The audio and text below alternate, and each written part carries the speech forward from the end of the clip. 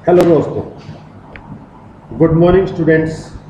Hi guys, स्वागत है आपका क्रिस इन्फॉर्मेटिक यूट्यूब चैनल के अंदर। प्यारे बच्चों, आज मैं आपके लिए धर्म शिक्षा का कक्षा 8वीं पाठ नंबर 5 गायत्री जप का प्रभाव लेकर आया हूँ। उसका अध्ययन करेंगे। गायत्री जप का प्रभाव। बिना कुछ देरी किए हुए हम पाठ की शुरुआत करते हैं। गायत्री जप का प्रभाव। गायत्री महिमा। गायत्री मंत्र। ओम भूर्भुवः स्वः तत्सवितुर्वरेण्यं भर्गो देवस्य धीमहि धियो यो न प्रचोदयात्। जितने भी हमारे धर्म ग्रंथ हैं और उनमें जितने भी मंत्र दिए गए हैं, सभी के सभी मंत्रों में सबसे सर्वश्रेष्ठ जो मंत्र है वो गायत्री मंत्र है। इस गायत्री मंत्र को सावित्री मंत्र, गुरु मंत्र, वेद माता, महामंत्र आदि अनेक नामों से पुकारा जाता है। गायत्री की महिमा का वर्णन करते हुए कहा गया है, समस्त दुखों के अपार सागर से पार करने वाली गायत्री है। प्यारे बच्चों, यहाँ पर एक इंटरनल क्वेश्चन भी बनता है कि गायत्री को किस किस नामों से पुकारा जाता है। तो उत्तर आएगा, गायत्री को सावित्री मंत्र, गुरु मंत्र, वेद माता, महामंत्र आदि अनेकों नामों से पुकारा जाता है। महर्षि दयानंद सरस्वती ने इसका शब्दार्थ इस प्रकार किया है। ओम परमेश्वर का निज नाम है। भू प्राणों का भी प्राण, भुवः सब दुखों को छुड़ाने वाला, स्व स्वयं सुख स्वरूप और अपने उपासकों को सब सुखों की प्राप्ति कराने हारा है। उस सवितु जगत की उत्पत्ति करने वाले, सूर्यादि प्रकाशकों के प्रकाशक, समग्र ऐश्वर्य के दाता, देवस्य कामना करने योग्य, जितनी भी हमारी मनोकामना होती हैं उनको पूर्ण करने वाला है। वर्ग हमारे जितने भी कलेश हैं सब कलेशों को दूर करने वाला, अर्थात वर्गः सब कलेशों के भस्म करने वाले पवित्र शुद्ध स्वरूप तत् उसको हम लोग धीमहि धारण करें, धियो यो न प्रचोदयात्। और इसका अर्थ यहाँ पर यह है कि वो परमात्मा हमारी बुद्धि को, कर्म को अपनी ओर ले चले, अर्थात अच्छे कामों की ओर ले चले। इसी प्रयोजन के लिए जगदीश्वर की स्तुति, जगदीश्वर का यहाँ पर अर्थ है परमात्मा।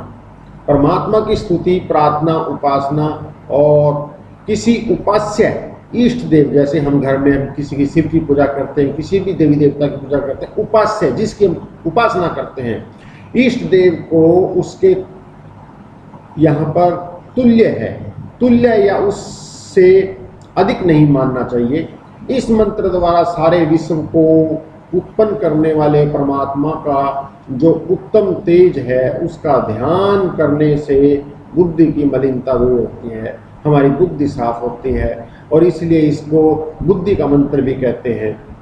गायत्री मंत्र का जप करते हुए उपासक को अंदर यह भावना रखनी चाहिए कि सर्वशक्तिमान सत्य स्वरूप, शक्ति के आदि स्रोत, आनंद में भगवान के ध्यान से मुझे भी आनंद, ज्ञान, शक्ति, सब शांति आदि की प्राप्ति हो रही है और तेज के समर्थ्य से मेरा अज्ञान, रोग, दुख, भय, शोक, चिंता आदि दूर हो रहे हैं। ऐसी भावना के साथ किया हुआ गायत्री मंत्र का जप अद्भुत शक्ति, शांति, ज्योति और आनंद को देने वाला होता है। परंतु गायत्री मंत्र का जप तभी फलीभूत होता है जब पहले इसके अर्थ हृदय में धारण कर लिए जाएं और गायत्री मंत्र के आदेशानुसार अपना चरित्र भी बनाया जाए, अर्थात गायत्री मंत्र साधक के जीवन में ओतप्रोत हो जाए। जिस प्रकार परमात्मा अपनी सविता शक्ति द्वारा सुख प्रकृति को प्रेरणा करके सृष्टि को रच देता है, इसी प्रकार परमात्मा को सविता नाम से पुकारने वाले साधक का भी कर्तव्य हो जाता है कि वह अपने आप को और दूसरों को प्रेरणा देकर अज्ञान की निद्रा को दूर करे और सब मनुष्यों को ईश्वर भक्त, वेद भक्त तथा जनता जनार्दन का सेवक बनाने का यत्न करे। गायत्री जप प्रातः स्नान करने के पश्चात तथा रात्रि में सोने से पूर्व करना अधिक उपयोगी है। वैसे तो परमात्मा का नाम हम कभी भी ले सकते हैं, किसी भी क्षण ले सकते हैं, खाना खाने के बाद ले सकते हैं, खाना खाने से पहले ले सकते हैं, सोते ले सकते हैं, उठते ले सकते हैं, बैठते ले सकते हैं, चलते ले सकते हैं, कभी भी ले सकते हैं। लेकिन शास्त्रानुसार कुछ विधि है कि गायत्री का जब प्रातः स्नान करने के पश्चात, जब हम सुबह स्नान करते हैं, स्नान करने के तुरंत बाद और रात्रि को सोने से पूर्व, जब आप बिस्तर पर सोने लगे उस समय कुछ क्षण बैठकर आप गायत्री का जप करो, उपयोगी है। क्योंकि उस समय जो वातावरण होता है वो शांत होता है और मन गायत्री के अंदर लगता है। जप का स्थान पवित्र होना चाहिए, शांत होना चाहिए। महर्षि दयानंद के गुरु स्वामी विरजानंद जी महाराज गायत्री के जप से ही सिद्धि प्राप्त हुई थी। गायत्री की सिद्धि से मनुष्य ब्रह्म तक का साक्षात्कार कर सकता है। महात्मा गांधी ने एक लेख में लिखा कि गायत्री मंत्र के स्थिर चित्त और शांत हृदय से किया गया जप आपत्ति काल के संकटों को दूर करने का सामर्थ्य रखता है और आत्मोन्नति के लिए उपयोगी है। देखो कितनी बढ़िया बात महात्मा गांधी ने कही कि यदि फ्यूचर के अंदर हमारे लिए आने वाली कोई प्रॉब्लम है, कोई समस्या है, एक तो उसका समाधान होगा, दूसरा हम आगे हमारे जो कदम हैं ऊंचाइयों की ओर चलते चले जाएंगे, सफलता की ओर चलते चले जाएंगे और हमारे अंदर बुराइयां दूर हो जाएंगी, हमारी आत्मा शुद्ध हो जाएगी। यहाँ पर महात्मा नहीं है, महात्मा है। महात्मा आनंद स्वामी ने गायत्री जप लाभ का वर्णन करते हुए कहा है कि जब वे 8 या 9 वर्ष के थे तो उनकी मंद बुद्धि होने के कारण बड़े निराश रहा करते थे। कहने का तात्पर्य है कि जब महात्मा आनंद स्वामी जब बचपन में छोटे थे तो वो एक एबनॉर्मल बच्चे थे, वो अपना दिमाग से सही काम नहीं करते थे, वे अपने जीवन को बिल्कुल निरर्थक समझते थे क्योंकि कोई भी उनसे प्रसन्न नहीं होता था, क्योंकि उसने काम अच्छे करने नहीं, सारे काम उल्टे करने। उनकी इस दयनीय अवस्था को सुनकर आर्य जगत के प्रसिद्ध सन्यासी स्वामी नित्यानंद जी ने उन्हें गायत्री मंत्र दिया और प्रातःकाल होने से पूर्व इस मंत्र को अर्थ, ज्ञान और अनुकूल आचरण सहित जप करने का आदेश दिया। इसका परिणाम यह हुआ कि उनके जीवन की काया पलट गई। वे प्रतिदिन उन्नति करने लगे, मंत्र जप से उनकी एकाग्रता बढ़ने लगी, बुद्धि तीव्र होने लगी, मन पढ़ाई में लगने लगा, बुद्धि विषयों को समझने लगी, तो वे कक्षा में प्रथम आने लगे और युवा अवस्था में भी वे इस अर्थ सहित गायत्री जप के प्रभाव से सदा आगे ही बढ़ते गए। एक छोटी सी महात्मा आनंद स्वामी के बारे में विचार मैं भी बता देता हूँ।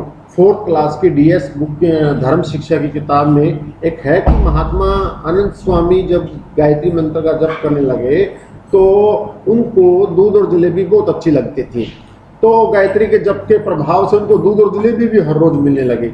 ये नहीं है कि मतलब कि उनकी दूध और जलेबी मिलने लगी। कहने का मतलब ये है कि यदि हम हर रोज सुबह शाम गायत्री मंत्र का जप करें तो कोई भी मनोकामना हमारी अधूरी रह ही नहीं सकती। हमारी सच्ची और नेक कामना सारी पूरी होती चले जाएंगे, हम अच्छे बनते चले जाएंगे, हम आगे बढ़ते चले जाएंगे, हम ऊंचाइयों की ओर चलते चले जाएंगे, हमारा कोई काम अधूरा नहीं होगा। फ्यूचर के अंदर हमारे पास कोई प्रॉब्लम आनी है, कोई समस्या आनी है, उस समस्या के सामने गायत्री मंत्र दीवार बन के खड़ा हो जाएगा और वो समस्या हमारा कोई नुकसान नहीं कर पाएगी। इस प्रकार प्यारे बच्चों, कम से कम ज़्यादा नहीं 27 टाइम्स 27 बार सुबह और 27 बार शाम को गायत्री मंत्र का जप जरूर करना चाहिए। यदि इससे ज़्यादा कर सकते हो तो 108 बार सुबह 108 बार शाम को गायत्री मंत्र का जप करना चाहिए। और यदि कोई बच्चा और गायत्री मंत्र को ज़्यादा हफ्ते में एक बार करना चाहता है, 1008 बार सुबह और 1008 बार शाम को गायत्री मंत्र का जप करना चाहिए। लेकिन फिर भी किसी दिन समय नहीं होता, चलते फिरते गायत्री मंत्र का जप कर लीजिए, लेकिन सुबह शाम कुछ समय परमात्मा के चरणों में बैठकर गायत्री का जप करना चाहिए।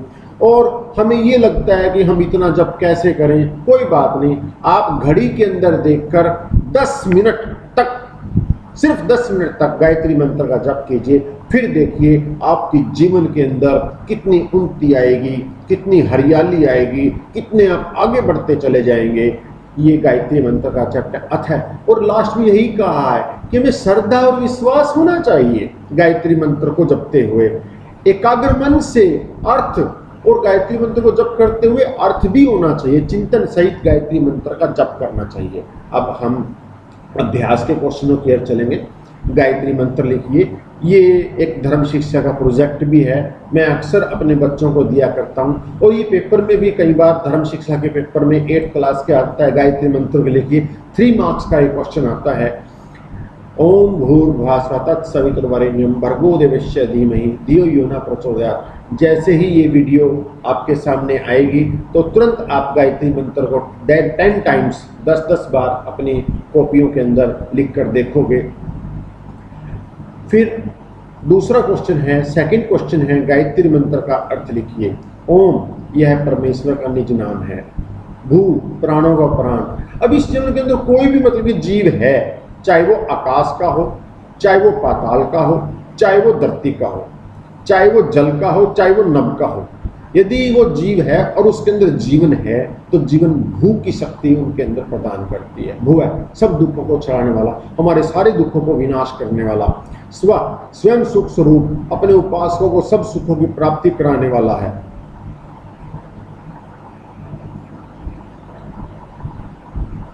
प्राप्ति कराने वाला है।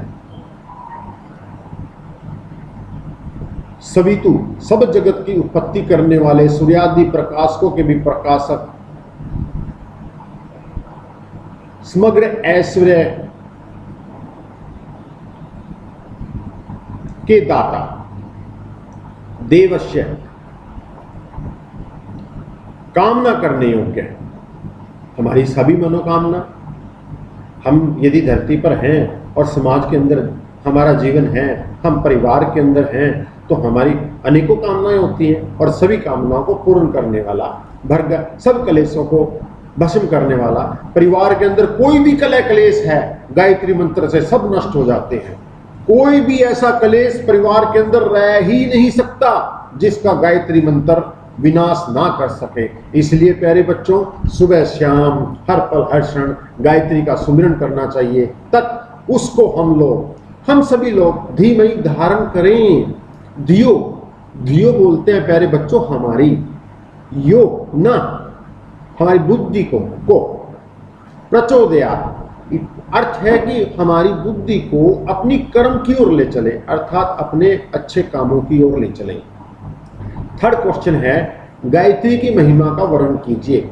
गायत्री की महिमा का वर्णन करते हुए कहा गया है कि गायत्री समस्त दुखों के अपार सागर से पार करने वाली गायत्री है, इसलिए इसको पाप निवारणी, दुख हारणी, त्रिलोक तारणी कहते हैं। फोर्थ क्वेश्चन है हमारे पास, प्रश्न नंबर 4, सविता शक्ति द्वारा मानवीय पुरुषार्थ के बारे में लिखिए।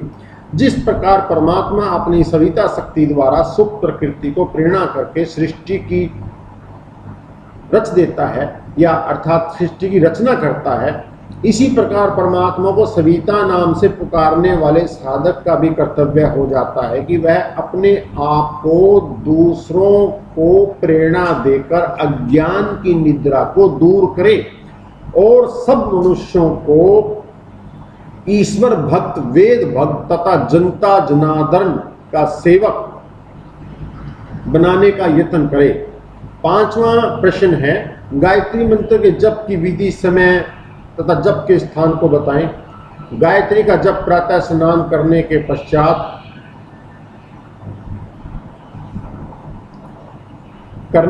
रात्रि में सोने से पूर्व करना चाहिए, अधिक उपयोगी है। जप का स्थान पवित्र एवं शांत होना चाहिए।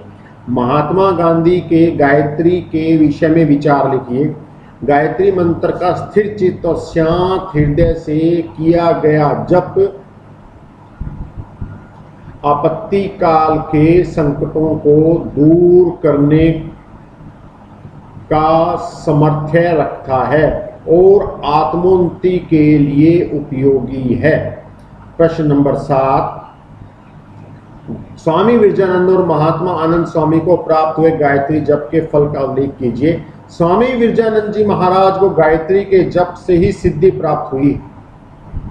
महात्मा आनंद स्वामी ने गायत्री जप लाभ का वर्णन करते हुए कहा है कि उनके जीवन की काया पलट गई। वे प्रतिदिन उन्नति करने लगे, मंत्र जप से उनकी एकाग्रता बढ़ने लगी, बुद्धि तीव्र होने लगी, मन पढ़ाई में लगने लगा, बुद्धि विषयों को समझने लगी, तो वे कक्षा में प्रथम आने लगे। युवावस्था में भी वे इस अर्थ सहित गायत्री जप के प्रभाव से सदा आगे ही बढ़ते गए। प्यारे बच्चों, ये धर्म शिक्षा कक्षा 8 पाठ 5 गायत्री जप का प्रभाव हमने आपके सामने डिस्कस किया।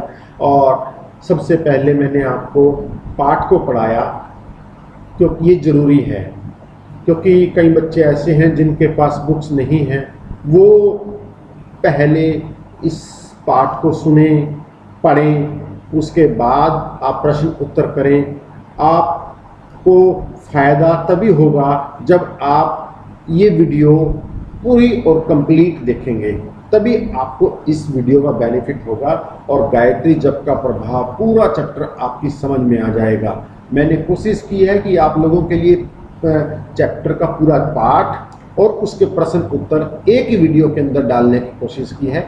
आशा है ये वीडियो आपको अच्छी लगी होगी और आप ज़्यादा से ज़्यादा इसको सब्सक्राइब कीजिए और इसको शेयर कीजिए ताकि आने वाली सभी वीडियो आपको मिलती रहें। थैंक्स प्यारे बच्चों, हैव ए नाइस डे।